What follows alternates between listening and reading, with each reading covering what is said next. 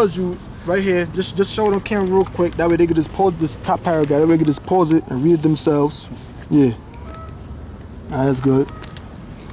That way they can pause it and read it themselves. Go, read that. So it said, look, the very same way as the Mosaic law. Read. This is Deuteronomy 25, verse 25. If brethren dwell together, and one of them die, and have no child, the wife of the dead shall not marry without unto a stranger. So the woman was supposed to marry unto a stranger. She was supposed to marry into her brother. I mean, sorry, not into her brother, into the brother of her deceased husband. To the brother of her deceased husband. Go on. Her husband, brother, shall go in unto her, and take her to him to wife, and perform the duty of an husband's brother unto her. Yep. And it should be that the firstborn which she buried. So it said what? Before it said the firstborn? Shall be. Her husband, husband, brother shall go in unto her. Go in unto her, meaning what? Have sex with her. Go on. And take put seed in her. Read. And take her to him to wife, and perform the duty of an husband. And to perform a duty of an husband. Well, Native Americans kept the same tradition. Now what other? Can you name another nation on the eastern side of the world that kept that tradition? The East Indians didn't keep that tradition.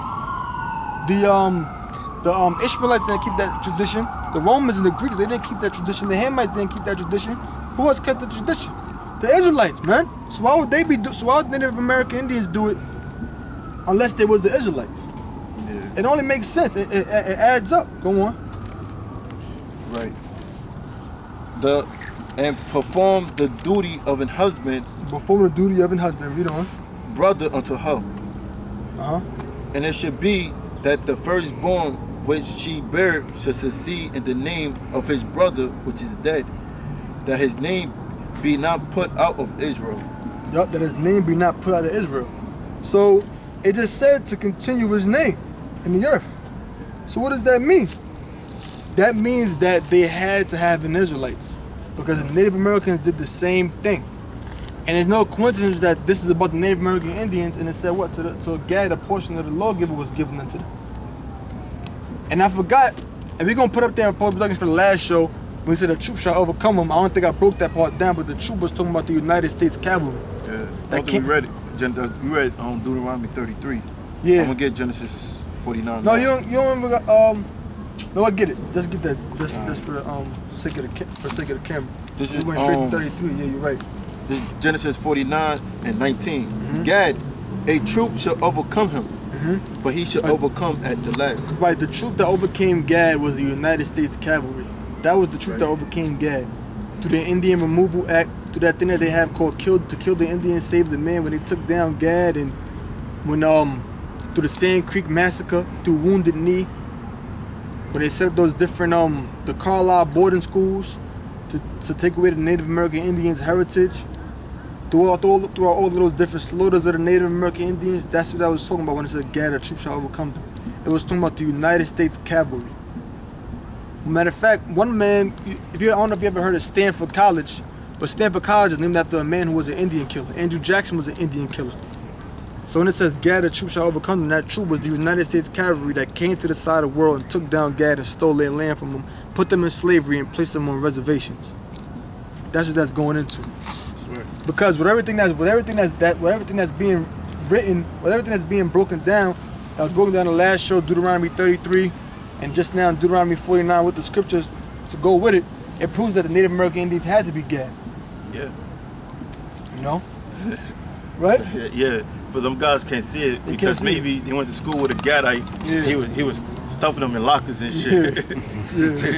They just can't, They just can't see it, yeah. Yep. But he shall overcome at the last. And how is he going to overcome at the last? When the Most High raises up all of the tribes, start with Judah and Ephraim. When he raises up all of the tribes, and the tribes come together and they take down their enemies, just as what happened in the ancient world. Number one enemy being the so-called white man. So with this being broken down to the Native Americans and Israelites, what's going to happen to the so-called white man? Yeah. What's going to happen to him? He's going to walk in the kingdom? Who is God going to overcome? The so-called white man and the rest of the nations, man. That's right. So the white man ain't got a choice right there. The white man ain't getting away scot-free. But the white men don't want the Native Americans to be Israelites because they know if they're Israelites, they're gonna have to pay for what they did. That proves that Cornelius had to be an Israelite. Yep. Because if Cornelius is an Edomite, that means there'll be one Edomite that's not gonna pay for you know his crimes. And if that's the case, if Cornelius if the Lord died for Israel and Cornelius is an Edomite, who died for Cornelius' sins for him to go into the kingdom? Yeah, that'll bring forth confusion. That means you're saying Cornelius is on the same level as the Lord. Yeah. Because I'm just Cornelius. I'm walking through the kingdom. I don't need nobody to die for my sins. Just walking around. That's right. And what about Cornelius' kids? Because they're going to be Edomites because the father's an Edomite. Yeah. So they're going to be sitting on thrones? Nah, man. Yeah, scripture said that all Edom should be cut off by slaughter. So how is that prophecy going to be fulfilled? Well, it's that another topic, but you know, the Spirit had that come out. Yeah. The crazy shit that these guys come up with, you know? Yeah. Crazy stuff these guys come up with, man. So what if you hearing so-called curse words, man? I guess the curse word is going to destroy the knowledge of the Lord, right? Come on, man. He said the S word. So I guess that drowns out the word of the Most High?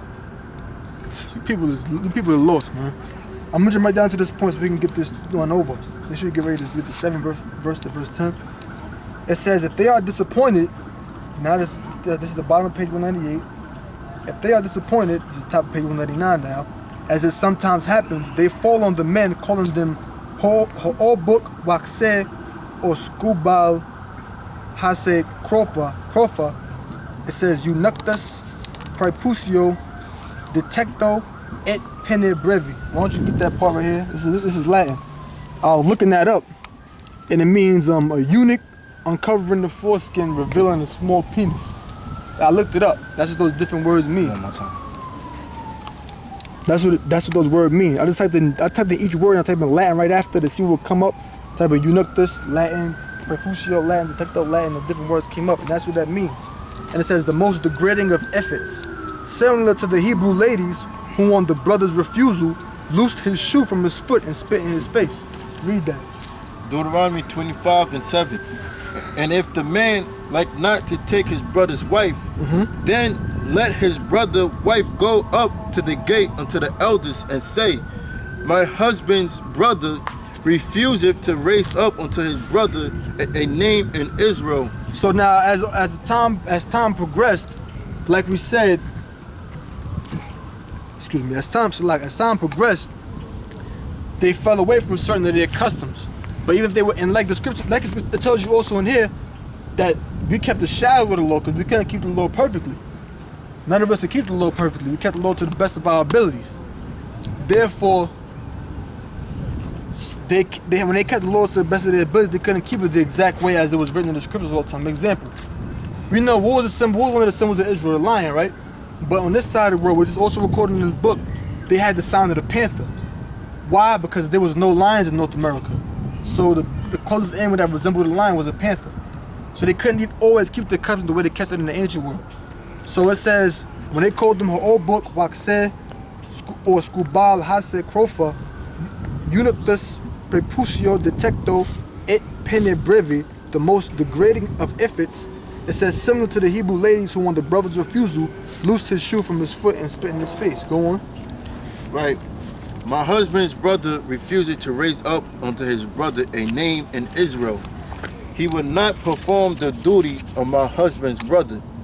Then the elders of the city shall call him and speak unto him, and if he stand to it and say, I like not to take her, then shall his brother's wife come unto him in the presence of the elders and loose his shoe from off his foot. So if she was upset, go on. And spit in his face, and shall answer and say, so shall it be done unto that man. And to loose your shoe, to lose somebody's shoe, that was a sign of like a loss of dignity, and that was also the sign of respect, and that was also a sign of submission. That's why I believe it's Exodus 3:5, when Moses was before the Lord, I believe at the burning bush, if I'm not mistaken, he was told to loose his shoes. That's a sign of respect or a sign of like submission. And also a sign of a loss of dignity, because shoes they represent certain things. Example, remember when that Arab threw them shoes at George Bush? Yeah. And why? Because out there in their country, which is the Middle East, that's a sign of disrespect when you're throwing your shoes at somebody, man. Yeah, and then just like wiping the dust, kicking the dust. One time somebody did that to the camp, man. Some cracker did that, and the other around like kicked it back. That's a very no disrespectful thing.